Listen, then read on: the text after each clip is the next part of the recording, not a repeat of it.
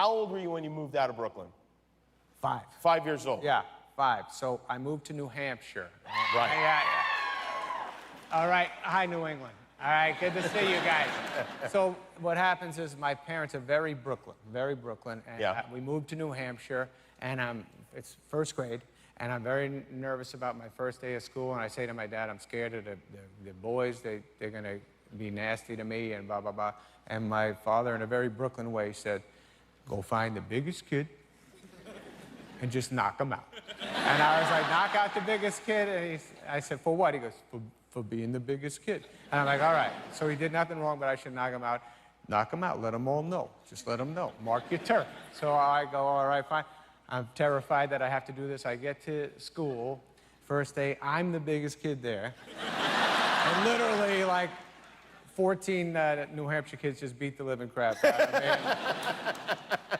It sounds like your dad gave you a lot of really great advice. I'll show you this. What? Oh, Jesus, no wonder No. Yeah, this is why I said, I brought this special because my father passed away a while ago, but I stole this. My mother let me take this from his closet. This shows you how Brooklyn, my father. Oh, wow. What?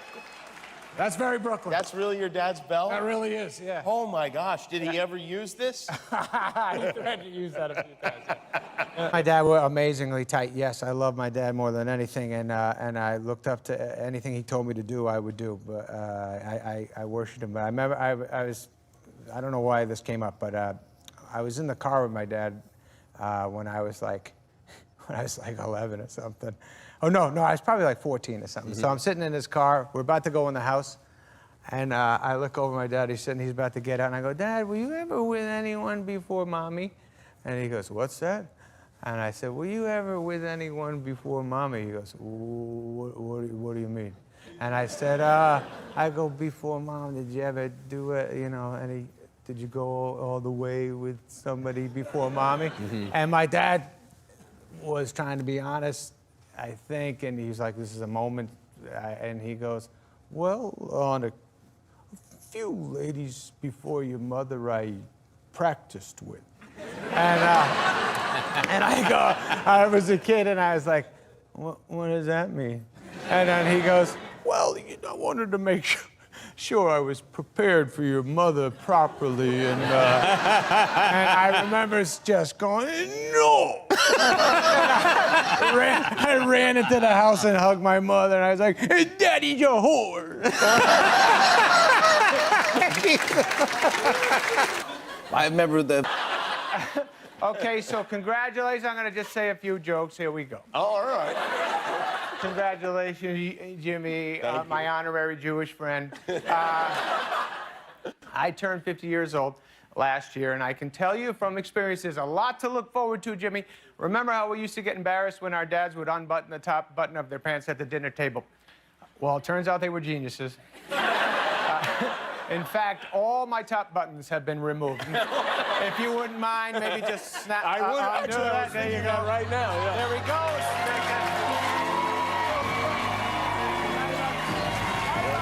Is that enough? One more. Right there. Just a little guy. That is better. That's feel good, Jimmy. All right. Great thing about being in your 50s is that your doctor will stick his finger inside you, even if you don't ask him to. And, Is that? Yeah. Oh, no, I thought that's why my pants were too long. You like that, Huey? I love your character in this film. You really portray this character beautifully, and he's a guy his dreams haven't quite come true. Right. There's a lot of complexities to the character. Yes. And also, I liked your look in the movie. It was a different look for you. You had a mustache. You're kind of a guy that doesn't. I think we have a still of you there. You grow a little mustache for the role. Yes.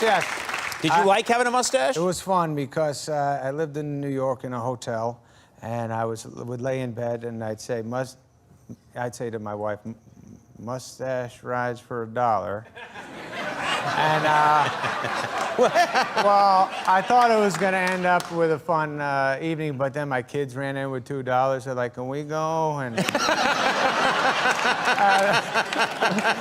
I said, no. And they go, what is that? I said, what's a mustache, right? And I said, no. I said, mustard eyes, and I squirted them in the eyes. Yeah, good. Real quickly, I just saw on the internet. Is this true? Are you friends with Justin Bieber? I know the Beeps. I met him several times. He's very nice. He came to my show the other night, and he's very nice kid. Very nice to my family. Like says hi to my kids. I was in Hawaii, and that's right. You like it there too? That section of the audience is a roller coaster. So every 5 minutes, they scream and then they calm down. Hey, sorry about that. It's a new interactive show now. Well, nice to see you. I was in Hawaii. My kids were swimming in the pool, and I had a FaceTime going with the Biebs, and I said hi to the Biebs family, and then I said, while I got you mind saying hi to my 2 kids? He said, sure. And so I flipped the phone around, and my kids get the hello, but there were like 50 other kids in the pool going, oh my God! Very good to see you. You look very handsome. Thank you, guys. Yes. You're very dressed up tonight. I That's like that. right. I heard you were talking about how Rickles, what he said about when he saw me. Yeah, when we were on the show. Rickles, you guys were here together one night, and Rickles spotted you, and there was a bunch of people around, and Rickles yelled, hey, let's take up a collection and buy Adam a suit. That's right.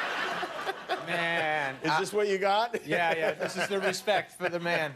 No, he was just the greatest guy. I mean, you really got to be tight with him. I had like hit and run, and I mean, I worshiped the guy too, because my father worshiped him. Oh, yeah. You know, like that's how it goes. Your dad loves somebody, you love somebody. So anyways, I was at dinner with Steve Buscemi. This is like 25 years ago or something. We're sitting at Dan Tana's and eating, and then Rickles came over to us, and we were like, oh my God, this is happening right now. And he says to Buscemi, something like, maybe 23, whatever years ago, he says something about, I saw your movie, Mr. Pink, more like Mr. Stink, or something like that, and Buscemi was like, laughing. And then he laughs, and he goes, ooh, maybe get some braces. Something like that. And then he sees me and he goes, ooh, and you. Wow. And I go, hey, how you doing? And he's like, I think it was Happy Gilmore or something. He goes, so Happy Gilmore, watch the whole thing. Wow, amazing how no talent can get you a movie. I was like, yes. Comes this thing. So we play basketball. We got to get back to the movie set. Shaq has to take a shower. So everyone's like, all right, we'll see you later, Shaq. In my head, I'm like, I got to see Shaq's penis. So it's just not, I can't pass up that opportunity. I mean, for historical reasons. Yeah, it's not a gay thing. It's just like, got to see that. Yeah. It's like the Grand Canyon, and you got to see it. You got to see it. You can't live and not see it. I get this completely. Thank you. So my plan was to I hear the shower go on in the back, and I said, all right, I'm just going to... In the back of what? In the locker room. Oh, I thought you were like in his trailer or something. No! There's a gym. We play basketball. All right. So it's like at a high school, and he's showering away, just not, being the Shaq down there in the showers. Everyone else left. I'm like, all right, let me see that thing. So... Oh, boy. Here we go. I go back there, I hear the shower, I kind of turn around backwards and walk backwards a little. Like walking backwards because you want to look kind of... Like I was going to trick him. Like I just walked backwards and I saw it and I was like, hey, what's up? But no, I'm walking backwards, doing my routine, getting closer to the shower, and then I turn around and I go, all right, I'm going to see Shaq's thing right now. His bodyguard is there. And his bodyguard is just so strong and big, and like this thick neck, bald head, and this one eye is looking at me with this one eye. So I said, sorry, I was just trying to see Shaq's penis. I apologize, and I'm out of here. Please don't tell Shaq this happened. So I see Shaq later on the set, and I was like, I guarantee that guy ratted me out. So I said, Shaq, sorry about that before with your security guard. And he goes, I don't got a security guard. That was my dick. So, yeah, pretty good, huh? Thank you. Did you ever think ever in your life of maybe joining the military at all? Yeah, I swear to God, my whole life, when I was a kid, I was like, I am gonna be in the military. I'm gonna defend our. That's all I ever talked about in my house. Like, I'm going. I'm defending. This is what I'm made for. And then I was like 15 at the dinner table, and I was saying that same speech. I can't wait to join the military. My father goes, "You're not joining the military." And I go, "Why not?" He goes, "'Cause you're a pussy."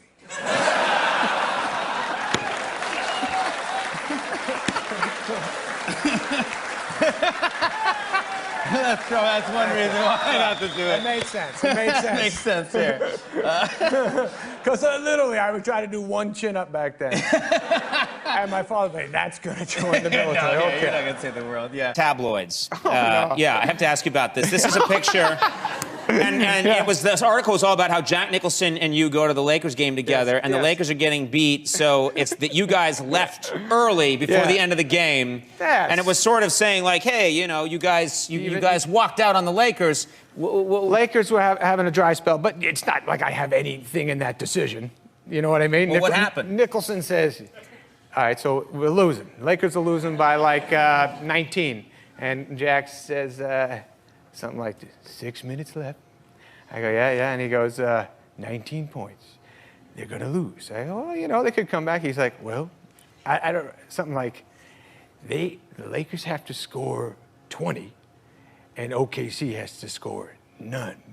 I go, yeah. He goes, we're going. And I go, yeah, no, maybe we should stick around, I think, maybe finish it up. He goes, we're leaving. So, and so, I'm trying to talk him out, and then all of a sudden, Nicholson leaves and gets up, and so I'm not going to leave him stranded. Yeah, let's go, baby. And out we go, and I see even Lakers are like, Jack. A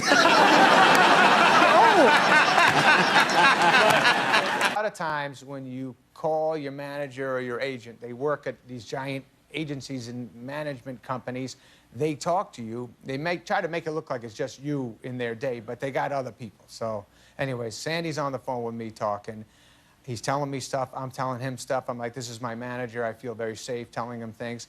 And then we end the call, and I hear him say, Linda, call so-and-so. So I'm like, Linda? Who's Linda?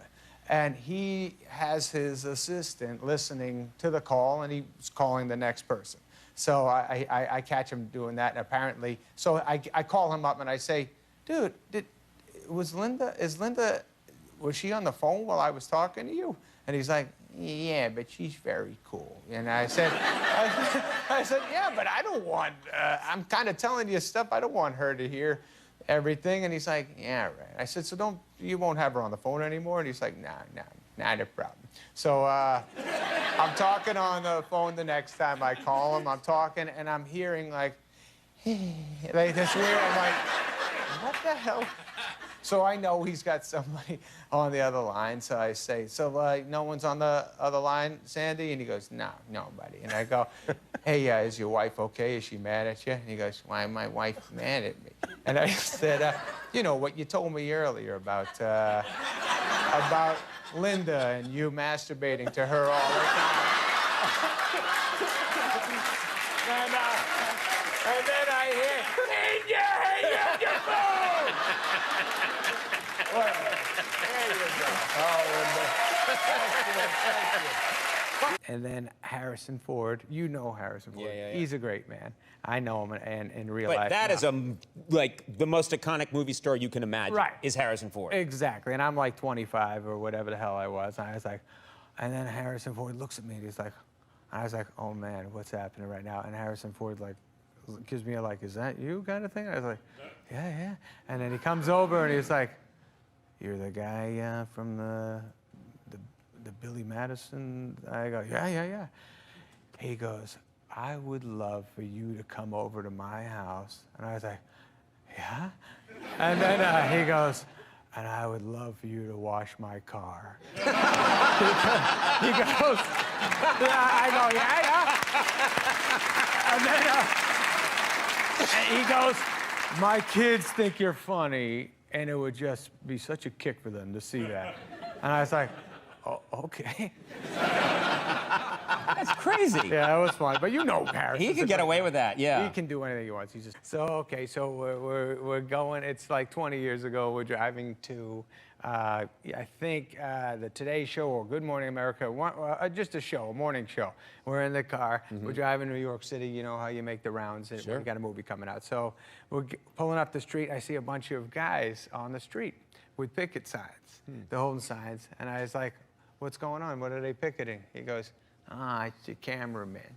I go, what cameraman? He goes, the cameraman to the show. They're picketing. And I go, they're picketing the show I'm about to go on? He goes, yeah. And I go, well, why didn't you tell me that? He goes, I didn't think it concerned you. And I go, but I'm not crossing a picket line. He goes, no, it's fine, it's fine. I go, no, it's not fine. I grew up, my father would kill me. I would never do that, cross a picket line. And he goes, no, but they won't know. We can go around the back. And I go, but aren't they going to see the show, man? He goes, nah, they don't watch this show. And I go, no, but they're like families. They're going to, most of these guys are divorced.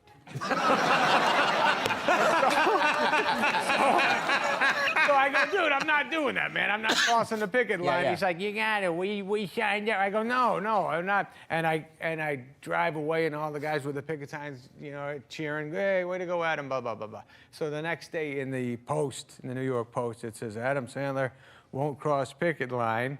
And then Sandy comes in with the article and goes, look what happened. Did I tell you we'll get some good press out of this? That's a true story. And I wanted my kids to go in the lake after. Lake Tahoe's gorgeous. So I said, let's go in the lake, and my kids are freaking out. My kids can't handle anything with water. They get a little nutty, and they're scared of what's going to happen. And so we're in the little lake, and I start hearing, is there a shark in here? And I said, it's a lake. It's a lake. You'll be fine. And they're like, is it poison ivy? I said, there's no poison ivy in a lake. And then, poison ivy? I'm afraid you're poison ivy. But, I know your kids, they don't talk this way. well, yeah. You're going to be poison ivy? It's so itchy. Poor kids, yeah. Anyways, like a lot of times in my life, I have to lie to them, and they were like, are there any fish? But there's fish in here. And then I swear to them, there's no fish in Lake Tahoe. I'm like, but it's so big. It's such a big lake. And I was like, no, it's not big enough. Fish need bigger space. You're fine. And then there's a guy fishing, and they're like, what's he doing? And I go, oh, no, he's trying to find where Fredo is. Those guys were the tightest. David and Chris were so tight, and like, but I was tight with Chris those guys were like real best friends. I was another kind of best friend he had. When he'd get pissed at David Farley, he'd always come over to me, and like he had a crazy temper, Farley. So he would just be stewing mad about nothing, about him, but just like whatever. Like if a girl talked to him, he'd be like, what is that girl? Whatever. Like he'd get so angry that David was talking to a girl or something. He'd be like, I'm gonna kill him. I'm gonna punch him. And I'd say, hey, don't hit him. And he'd be like, no, I gotta hit him, Adsy. I'm gonna crush him. And I would say, because it doesn't make any sense. If you knock him out, you're known as a jerk. And if you lose, my God, you're known as just a giant pussy.